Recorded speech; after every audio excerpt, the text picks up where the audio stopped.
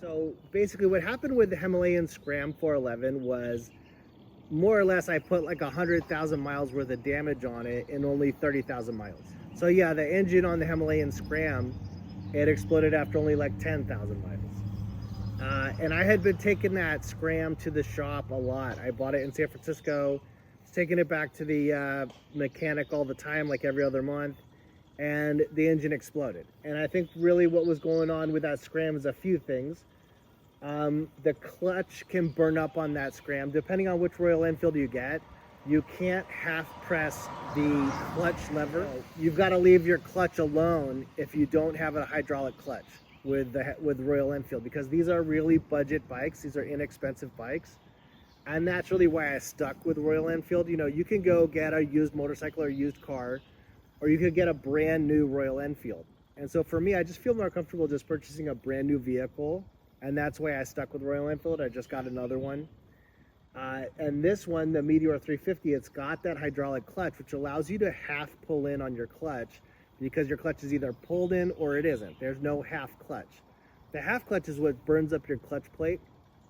And that's one of the things that I think went wrong with the Himalayan Scram 411 that I had, was that the clutch kind of got burned up. And I burned it up quickly. You know, I did 100,000 miles worth of damage to that clutch plate in only 30,000 miles, because I live in the mountains where there's a lot of windy roads, so I'm usually half pulled in. And I also am in San Francisco, where it's a lot of tight city streets, and I'm half pulled in while I'm splitting lanes and whatnot. So that burned up the clutch. Also, on the Himalayan Scram 411, oil was kind of coming out of the top of the engine, and then when it would get hot, the engine would get hot, and the engine exploded. The engine exploded at 10,000 miles. It had to be rebuilt for about $1,500. The chain quickly became stretched out and really loose after only like 5,000 miles, and had to be replaced, and that cost $1,000. So I was spending like, $400 or $500 or $1,000, $1,500 on that motorcycle, the Scram 411, like every other month, right? So when I hit 30,000 miles and the engine blew up for a second time, I had been putting oil in it. I had been buying oil from Amazon. And if it was hot out, the oil would just evaporate like overnight. And so I gave up on the bike and just switched to the Meteor. Now, the big difference between the Meteor and the Himalayan Scram 411 is that Royal Enfield basically makes two engines. They make the 350 and the 650.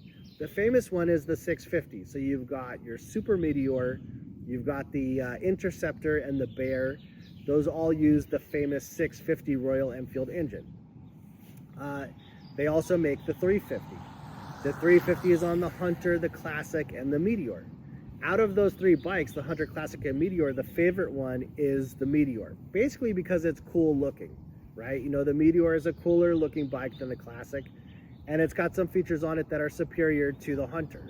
The Hunter is a few $100 less. As far as the difference between the Meteor and the Super Meteor, the big difference is in the looks. The Meteor is really cool looking, and the Super Meteor is more of kind of like a Harry Potter kind of hoity-toity looking Harley. It's like a Harley, but it's really smaller than a Harley, because Harley starts at 800cc.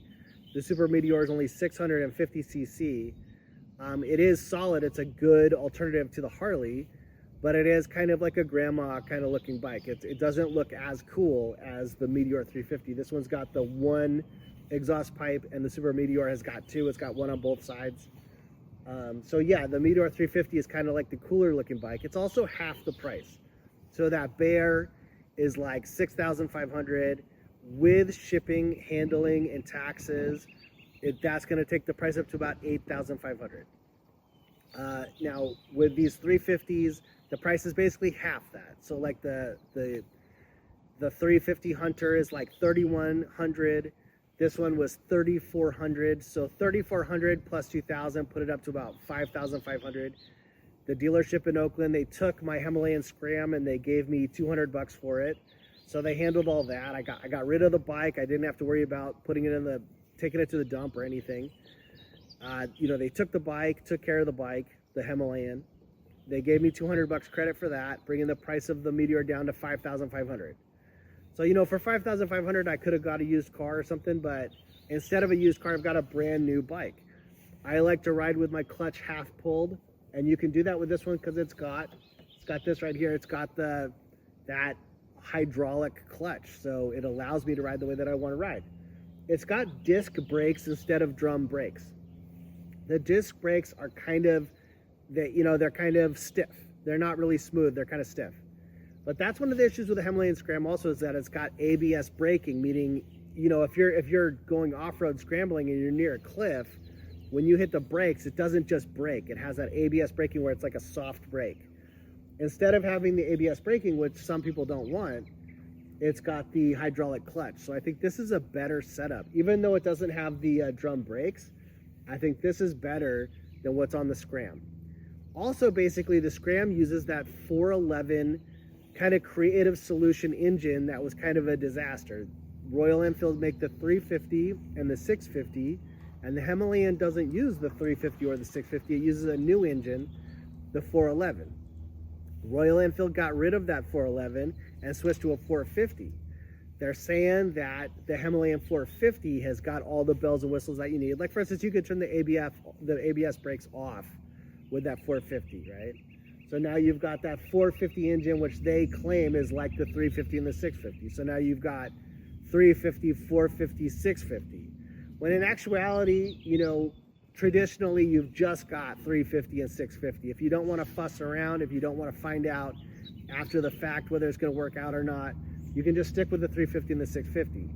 This 650 is the famous one, but that Royal Enfield Bear is such a big bike, it's almost like a horse. The bike comes up above my elbow. So people say it's good, but it's huge, And I can tell you that I only put my Himalayan Scram down one time, and the thing is really heavy. It weighs almost 500 pounds, and I could barely lift it, okay? That's another issue that you're avoiding with the Meteor 350, is this is a really nimble bike. When I rode that Himalayan Scram, I felt like I had been skiing to work. Like, say if I'm from Scandinavia, like Norway, and I was skiing into work, that's kind of how the Himalayan felt. It felt so fun. It was kind of like skiing. This one, I would say, is even funner than that. The Meteor 350 feels more like a skateboard. It's a little motorcycle. If I can walk in between two cars, I can drive the Meteor through those two cars. I haven't put it down, of course, but if it were to tip over, this bike is extremely easy to lift up. You could ask a kid to lift it up, Whereas the Bear, the Interceptor and the Bear, the Himalayan 450, those bikes are kind of big and heavy. If you're scrambling on dirt or whatever and you put it down, it's not easy to get that thing back up. This is like really easy to lift, and those other bikes are big and heavy and they're difficult to lift.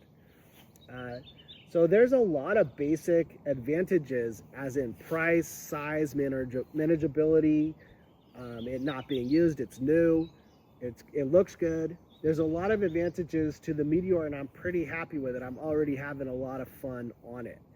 As far as that other bike being destroyed, yeah, I'm way over budget. My budget for the bike or for that Himalayan to fix it was like $3,000.